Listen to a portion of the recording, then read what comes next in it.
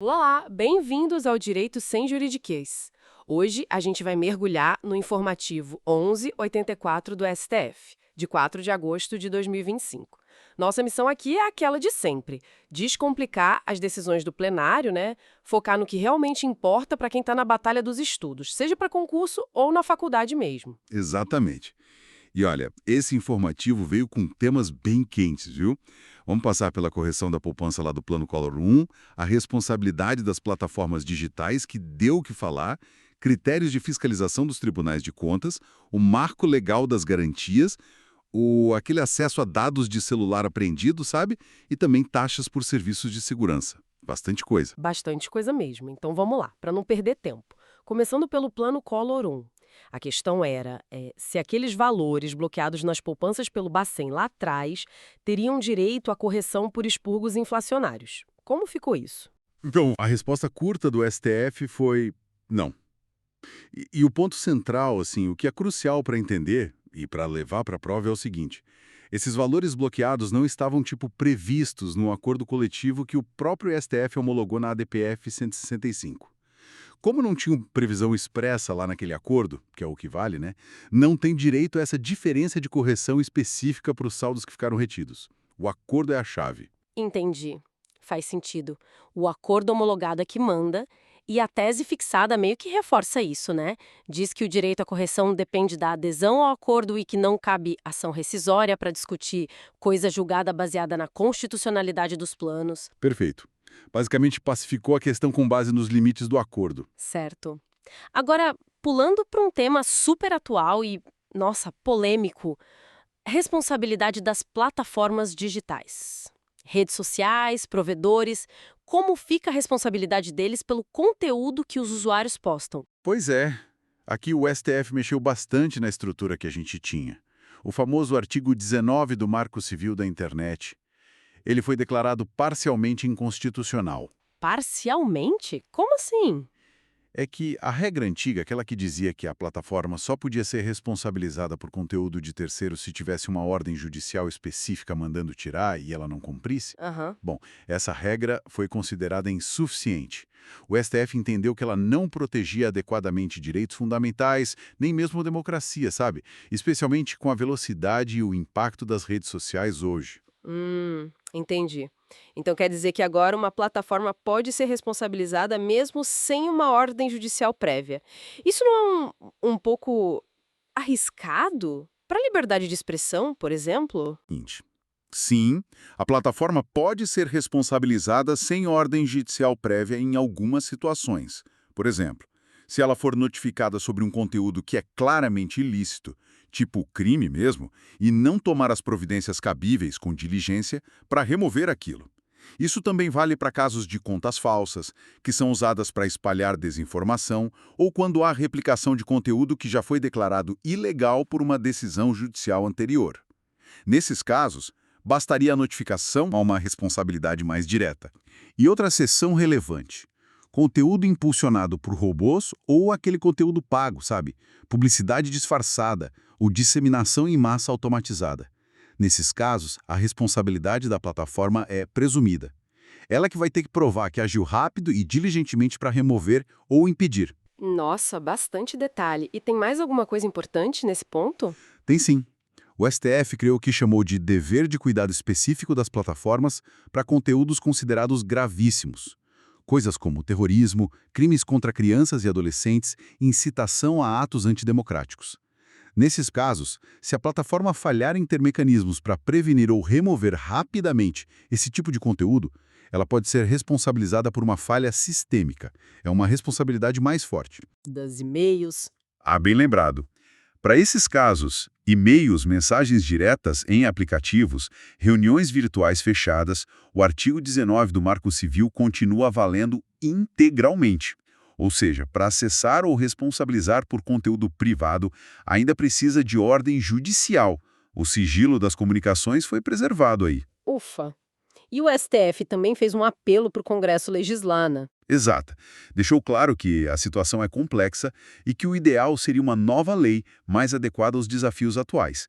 E um detalhe processual importante: a decisão tem efeitos prospectivos, ou seja, vale daqui para frente, Não muda o que já passou, exceto para processos que ainda estão em andamento. Ok, tema denso, esse das plataformas.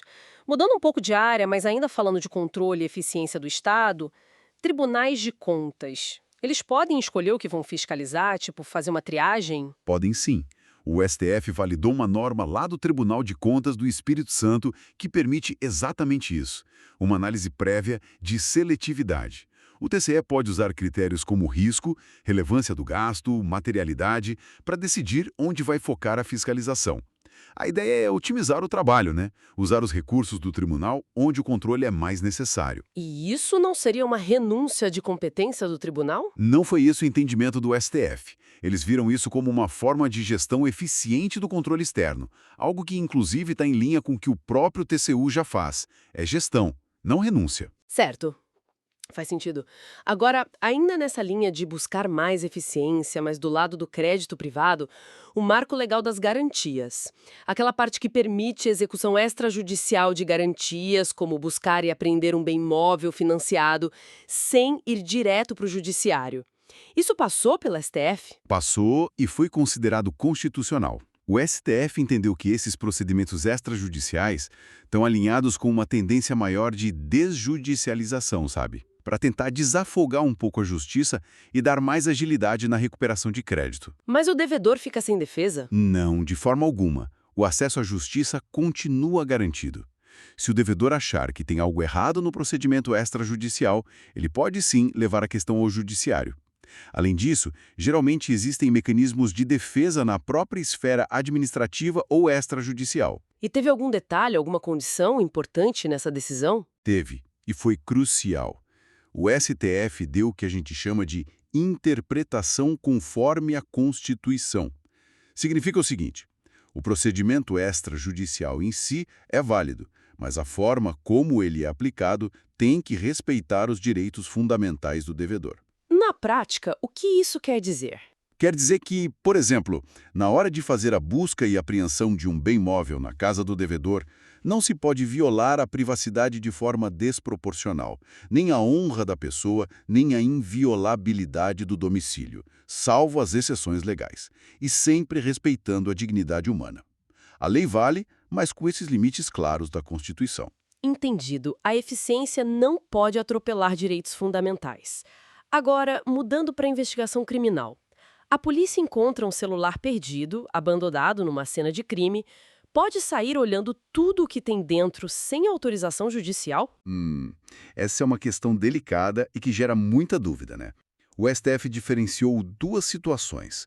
Se o celular foi encontrado fortuitamente, tipo achado no local do crime, esquecido ou abandonado, a polícia pode sim acessar os dados sem ordem judicial, mas atenção, só o estritamente necessário para duas finalidades: identificar o proprietário do aparelho ou obter elementos que ajudem a esclarecer a autoria daquele crime relacionado ao local onde o celular foi achado. E depois tem que justificar muito bem por que acessou. Ah, então é um acesso bem limitado nesse caso. Exatamente. Agora, a outra situação é diferente. Se o celular foi apreendido diretamente com o suspeito, por exemplo, durante uma prisão em flagrante, aí muda tudo. E como fica nesse caso? Nesse caso, para a polícia acessar os dados contidos no celular, mensagens, fotos, contatos, tudo, ela precisa ou do consentimento expresso e voluntário do dono do aparelho, ou de uma ordem judicial específica autorizando o acesso. Então, a simples apreensão do celular com o suspeito não autoriza automaticamente a polícia a fuçar nos dados. De jeito nenhum. A apreensão do objeto físico é uma coisa, o acesso ao conteúdo protegido por sigilo é outra.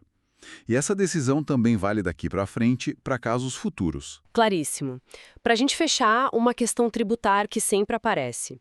Taxa por serviço de segurança pública. O Estado pode cobrar uma taxa específica, sei lá, para fazer o policiamento extra num show particular que é pago? Pode, com ressalvas. O STF reafirmou a regra geral. Segurança pública, aquela básica para todo mundo, é dever do Estado e tem que ser custeada por impostos, não por taxa. Mas o tribunal validou a possibilidade de cobrar taxa por serviços de segurança que sejam específicos e divisíveis. O exemplo do policiamento reforçado num evento privado, pago, onde se pode identificar quem se beneficia diretamente daquele serviço extra, é um caso clássico em que a taxa foi considerada válida. E tem outros exemplos. Sim, a emissão de certidões e atestados administrativos pela polícia, por exemplo, também pode ser cobrada via taxa, porque é um serviço específico prestado a quem solicita. Mas existe alguma situação em que a certidão tem que ser graça? Tem sim, e é uma garantia constitucional importante. O artigo 5º da Constituição garante a gratuidade para obter certidões em repartições públicas que sejam necessárias para a defesa de direitos ou para o esclarecimento de situações de interesse pessoal. Nesses casos específicos, cobrar taxa é inconstitucional. A lei do Paraná, que foi analisada nesse julgado, teve que ser ajustada para respeitar essa gratuidade constitucional. Perfeito. Então, fazendo um balanço rápido do informativo, vimos o STF delimitando efeitos de planos econômicos antigos, né? Vimos uma adaptação bem grande da lei da internet para a nossa realidade digital atual. Exato. E também buscando equilíbrio ali entre eficiência e direitos, tanto na administração pública, com os tribunais de contas, quanto na execução de garantias e no processo penal com a questão do celular. E, por fim, refinando as regras sobre taxas de serviços públicos. Mostra bem o Supremo atuando, né? Interpretando a Constituição frente aos desafios que não param de surgir, sejam tecnológicos, econômicos ou sociais. Sempre naquela balança difícil de ponderar valores e direitos. É um trabalho contínuo e complexo, sem dúvida. E fica aí a reflexão, especialmente depois dessa decisão sobre as plataformas digitais e o próprio chamado do STF por uma nova lei. Como que o direito vai conseguir equilibrar daqui para frente a liberdade de expressão na internet, a proteção dos usuários contra abusos e conteúdos nocivos e a responsabilidade das grandes empresas de tecnologia? Principalmente agora, né? Com a inteligência artificial ganhando cada vez mais espaço na criação e principalmente na disseminação de conteúdo em larga escala. É um desafio enorme. Com certeza, um tema para a gente continuar acompanhando de perto. Bom, por hoje é isso. Valeu! Até a próxima.